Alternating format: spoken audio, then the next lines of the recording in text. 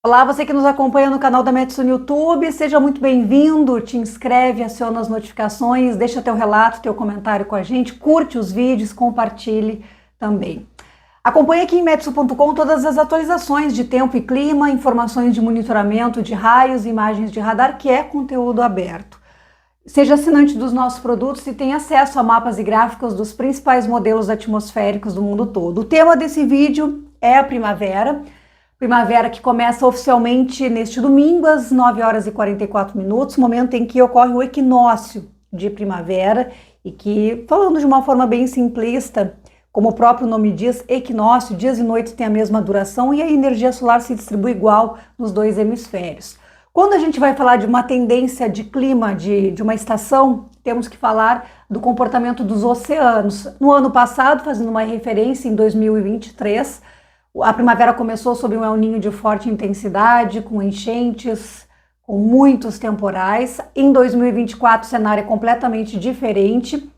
O Oceano Pacífico Equatorial está um pouco mais frio do que o normal, mas ainda em neutralidade. E os dados mais recentes da agência NOAA dos Estados Unidos, da Agência de Oceano dos Estados Unidos, indica uma probabilidade de 80% no trimestre de outubro, novembro e dezembro, passando de 80% em torno de 83% da instalação de um laninha entre novembro, dezembro e janeiro. E vejam que já decai rapidamente nos meses de verão e outono. Então, para esse trimestre de primavera, que oficialmente é setembro, outubro e novembro, a probabilidade está em torno de 70%. A Metsu avalia que não teremos laninha sendo anunciado em setembro, muito provavelmente também ainda em novembro, em outubro isso não vai acontecer, talvez final de outubro, começo de novembro. A gente acredita pelo comportamento do oceano nos últimos meses que a tendência maior até é de uma neutralidade fria, ou seja, o laninha não chega a se instalar de fato, lembrando, o laninha é um fenômeno acoplado, o resfriamento precisa ser sustentado por várias semanas para que a atmosfera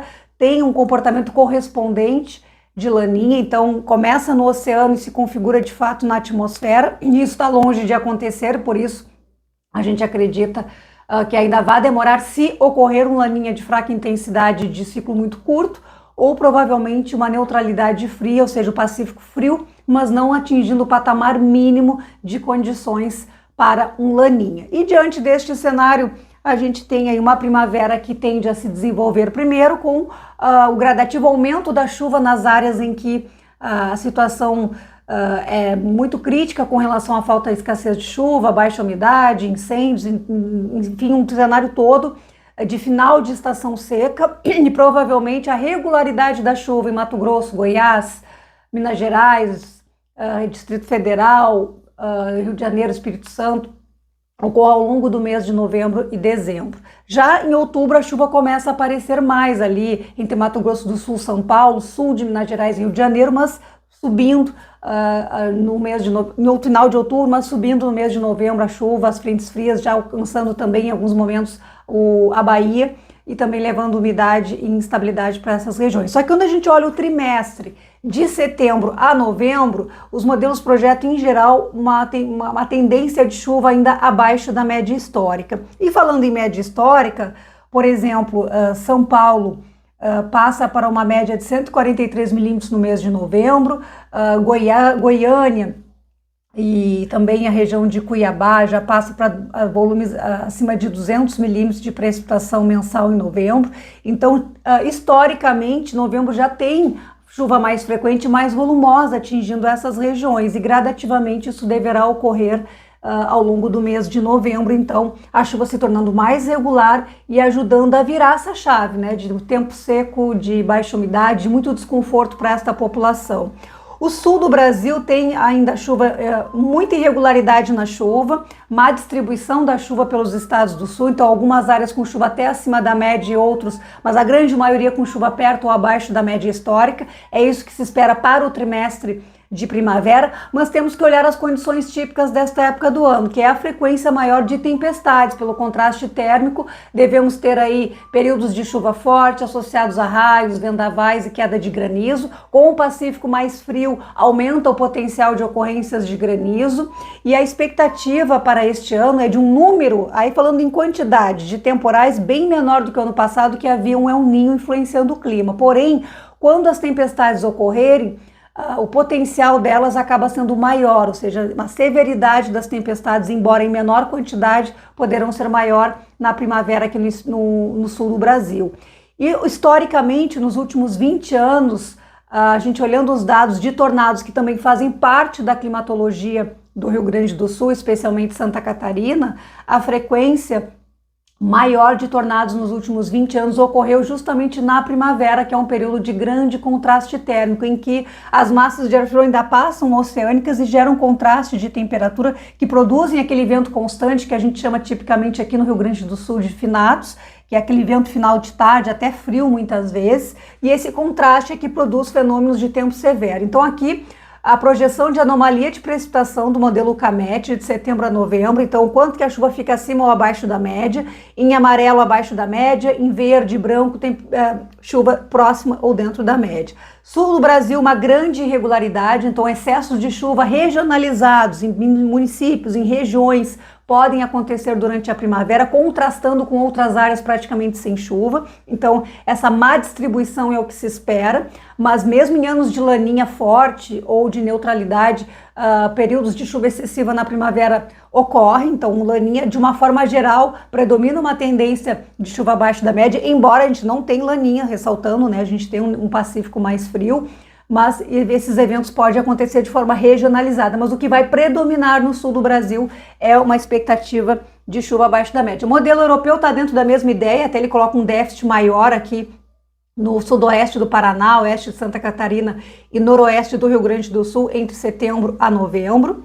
E com relação à temperatura, a gente destaca essa mancha aqui de setembro a novembro do modelo ECMWF, modelo europeu, com temperatura muito acima da média ainda, justamente porque setembro ainda tem escassez de chuva, outubro em grande parte ainda tem chuva muito irregular e que falta em muitas regiões, e a partir de novembro começa a chover mais. Então, em novembro começam a se instalar ondas de calor, e poderíamos ter até marcas aí ao redor de 40 no sul do Brasil, já a partir do mês de novembro e principalmente dezembro. Então, na medida em que volta a chover mais no centro-oeste e no sudeste, a chuva diminui, permitindo maiores períodos de sol, e por isso as ondas de calor invertem, né? Saem desses 40 graus aqui do centro do país e passam a ocorrer mais no sul. E agora olhem essa anomalia aqui do modelo alemão, indicando realmente uma anomalia muito grande, ou seja, uma probabilidade de temperatura muito acima da média ainda em parte do centro-oeste, Bolívia e Paraguai. Pegando o centro-oeste, Bolívia e Paraguai, que é a região que tem se instalado de forma frequente as bolhas de calor que atuaram desde outono justamente nesse eixo. Então é indicativo do modelo alemão com uma probabilidade disso acontecer ainda nessa primeira metade da primavera, porque depois, na medida em que a chuva fica mais regular, diminui o potencial de ondas de calor no centro-oeste e no sudeste, e a chuva irregular aqui do sul também favorece a predominância desses dias mais quentes e abafados. Porém, primavera no sul do Brasil, especialmente setembro e outubro, ainda tem uma grande variabilidade na temperatura, mas com esse indicativo que os períodos de refresco, ou até mesmo eventualmente alguma situação de frio, serão muito curtos, predominando então os dias de ar quente, de abafamento e de calor aqui no sul do Brasil. Então uma primavera muito mais quente do que o normal, uma primavera de regularidade na chuva aqui no sul do Brasil, especialmente o Rio Grande do Sul, mas com uma frequência de temporais menor do que 2023, mas quando os temporais ocorrerem, podem trazer risco alto de tempo severo, com rajadas de vento, com raios e também ocorrências de granizo. E a Metsul estará durante toda a primavera acompanhando todos esses eventos, monitorando, alertando e traduzindo lá em metsul.com com muita informação, texto, mapas e gráficos para que você fique bem informado. E uma excelente primavera para todo mundo aí na medida do possível, e sigam nos acompanhando. Obrigada pela sua audiência.